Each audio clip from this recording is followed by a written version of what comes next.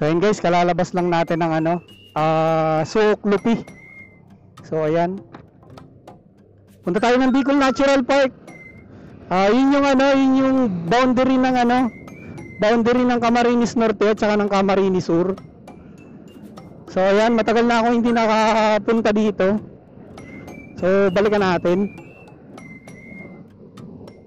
So ayan oh.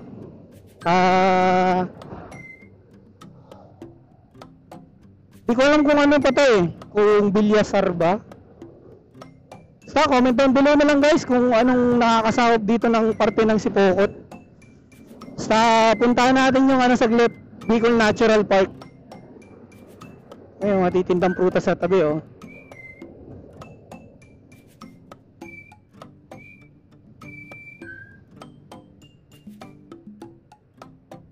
Yun.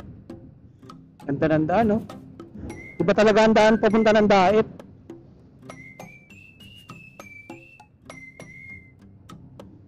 Hey! Bawal tayo mag-banking.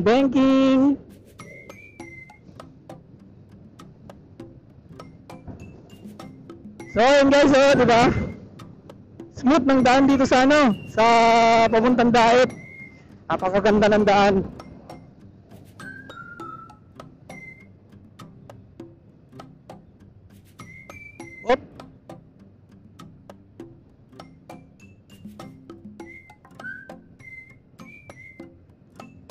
Sundan lang natin tong ano, itong tamang daan kasi hindi natin kabisado yung ikalawang lane ng ano eh. Ayun, katulad nyo, putol na siya, di ba? Baka mabigla tayo. Ganda talaga oh. Punta lang tayo ng ano, Bicol Natural Park. Style lang natin ulit.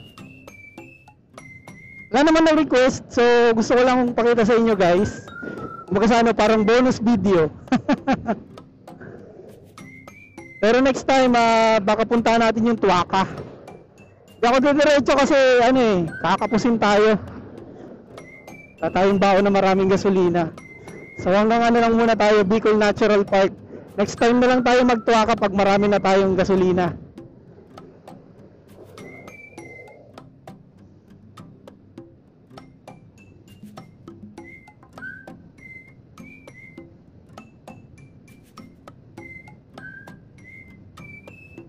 Yan o.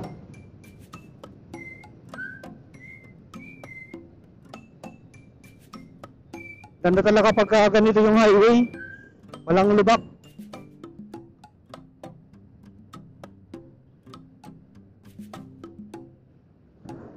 Napulidan Bridge. Ay, Lupi pa pala. Napulidan Lupi, Camarines Sur. Ayan o.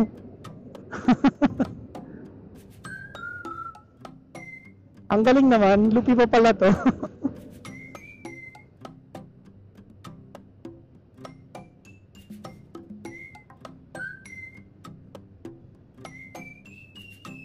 Yan 60 kph lang yung takbo natin ha. Baka sabihin nyo, waswasero tayo, hindi po.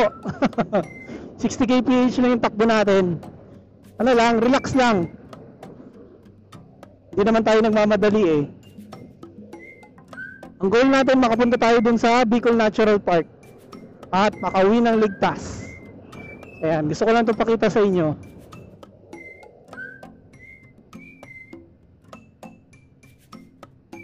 Dati may nabasa ako sa comment section eh, bagasbas daw. Pero di ako sigurado kung bagasbas talaga yun ha.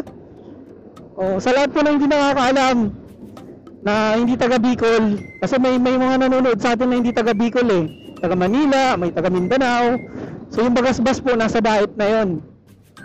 Daet Camarines Norte.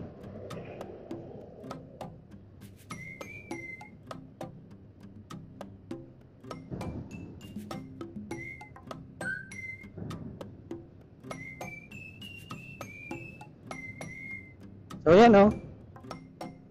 Shoutout sa mga makakasalubong natin. Matipid sa gasolina kapag ganito yung daan. Hindi stress yung makina ng sasakyan. Si Kuya chill ride nga lang din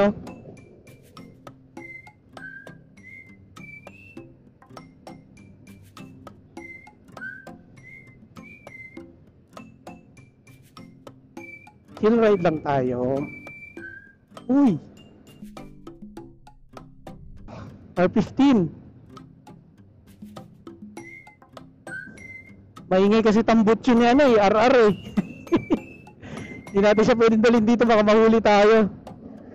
So ayan, pwede tayong overtake.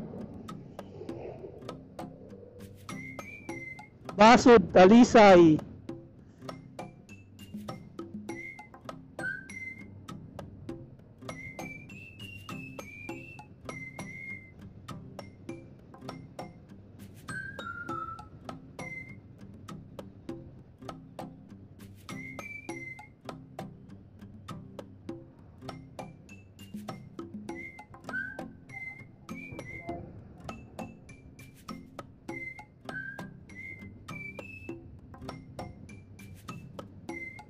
Ganda talaga ng daan dito sa Daet.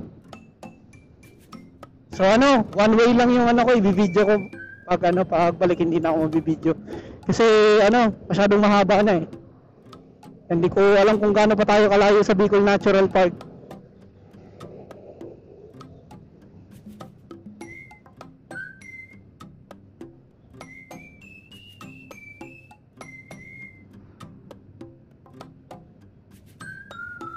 Ayan oh, chill ride lang din si Kuya oh. Siyempre, chill ride lang din tayo. May nakikita pa akong lindero, so ano kaya to? Alanaw Lupi. Hindi ako nagkakamali.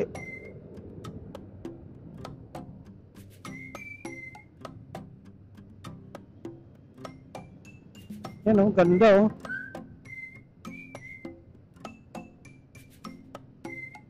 Small Bahi. Ay, ito na yun. Alapit na tayo. Small Bahi. Ayan na. Ito na yun. Okay. Ay, hindi pa naman pala ginigiba yung ano. Hindi pa naman pala ginigiba. So, ayan oh. Andito na tayo sa boundary ng Camarines Sur at saka ng Camarines Norte. So, ayan po yung Bicol Natural Park. Ayan o. Diba? So, maraming ginagawa. Siguro gigibayin na yung lumang tulay. Or ipo 4 lanes yung dating tulay. Hindi ko lang alam sa dalawa. Pero picturean muna natin. Yan. Napakaganda.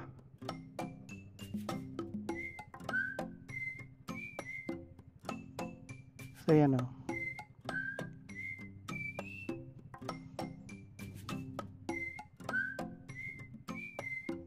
Doon, punta tayo sa unahan. Ayan o. Bicol Natural Park. Merong basketball o. Yan o.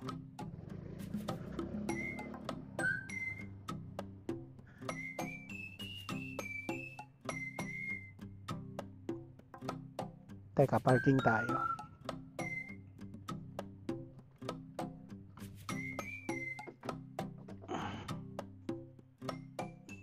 Punta na ako dito dati, kasama ko sila Father Alfred.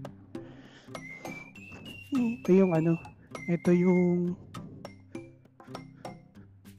yan o, lumang signage. Picture natin. Yan. Ito yung lumang signage dati na nagpapatunay na boundary ng Camarines Sur at saka ng Camarines Norte. So ayan o, ito yung ano, ito yung lumang tulay. So ayan, dito siya sa Bahi. Teka, selfie nga muna tayo.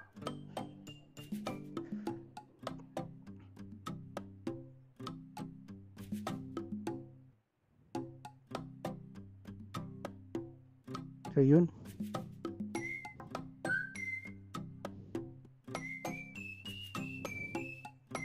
Ang ganda oh.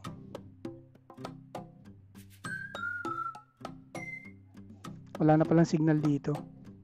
Well anyways, so ayun yung ano, Bicol Natural Park. Hindi ko lang alam kung ano, merong ano dito. Out.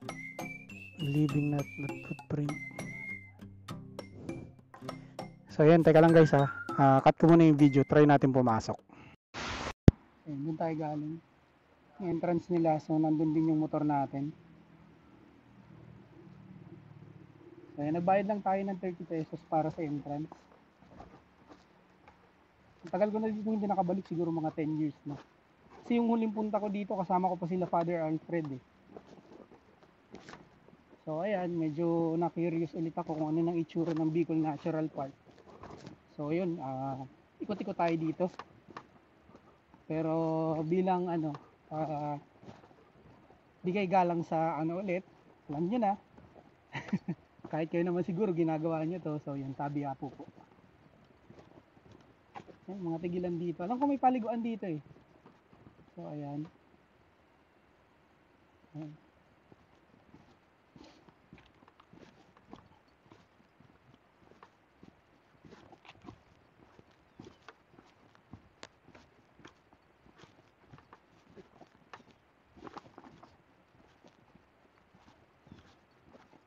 Magkahiwalay ang daan. So ano mayroon dun?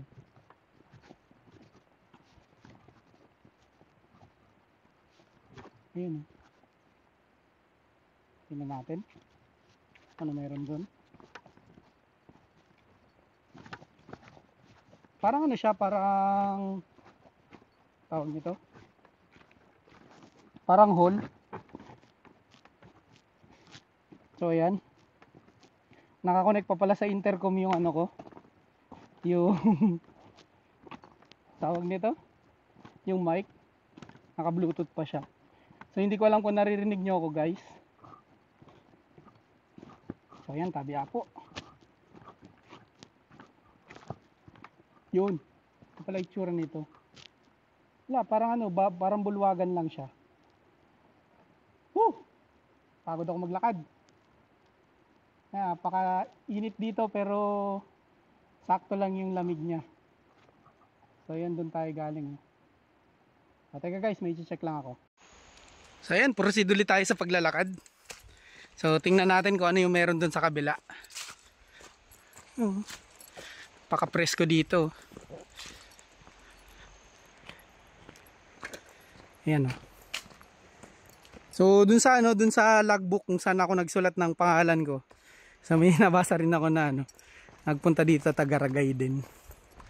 Pero hindi ako familiar sa pangalan. Well anyway, balik tayo sa paglalakad. May napaliguan kami dito na ano, napakagandang paliguan.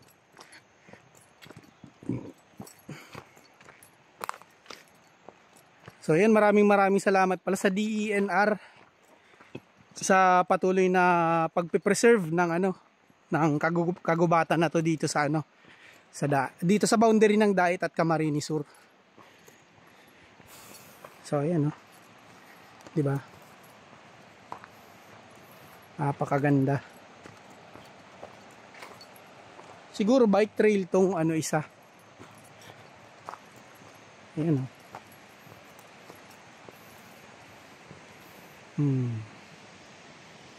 Diba? Kudos po sa patuloy na nag-aalaga nitong ano, Bicol Natural Park. Ayan. Sana po mas ma-preserve pa ito para sa mga susunod pa na henerasyon. Yan, diba? Napakaswerte ko kasi ako nakita ko to personal. So ayan, sa susunod isasama ko dito yung asawa ko. Sa ngayon ako lang muna. Kasi maliit pa yung anak namin eh. Sa susunod, isasama ko na siya. So ayan, no, nakikita ko na dito yung paliguan. Ayan. Paliguan dyan sa baba.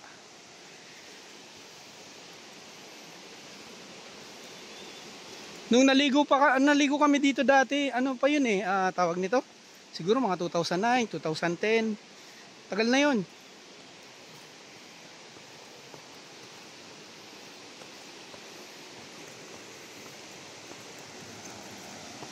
So yan.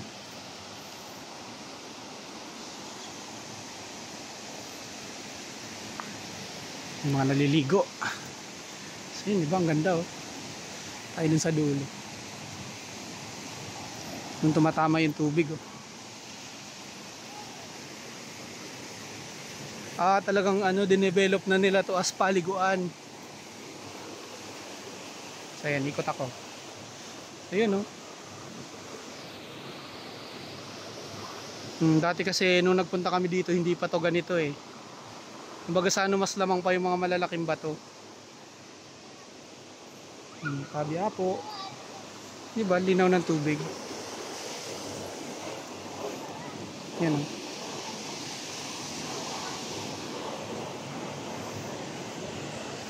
napakasimple lang ng paliguan na to. Diba? Gusto naman dumidiretso yung ibang tubig. So ayan, babalik na tayo guys. Diba, tataasan ng mga puno. Let's go, babalik na tayo.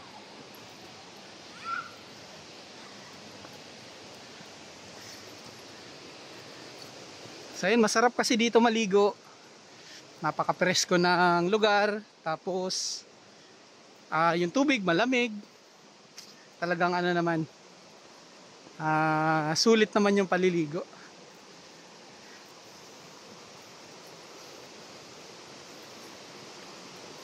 So ayan, pupunta na tayo ng Sipokot kasi meron tayong lakad sa Sipokot. Dumaan lang tayo dito.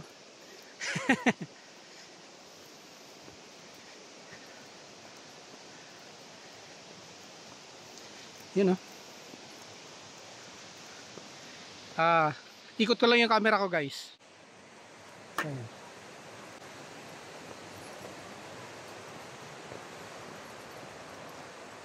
Para alam nyo na ako yung nagbibideo, ako yung naglalakad.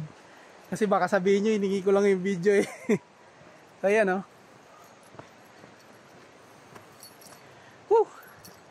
Ingal.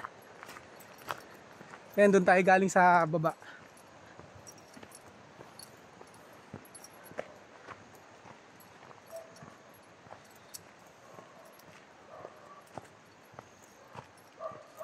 Mabalik tayo sa may gate. Yan, di ba?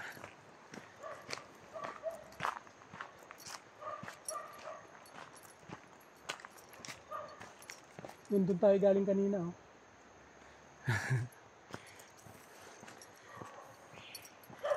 So ayun, malapit na tayo sa may gate. So ikot ko na ulit yung camera ko guys.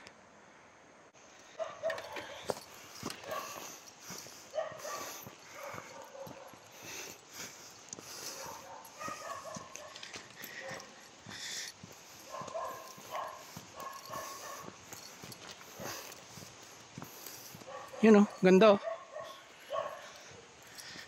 So ayan, palabas na tayo, kakat ko na yung video ko. So hanggang dito na lang po yung video natin dito sa loob ng Bicol Natural Park dito sa Bahi.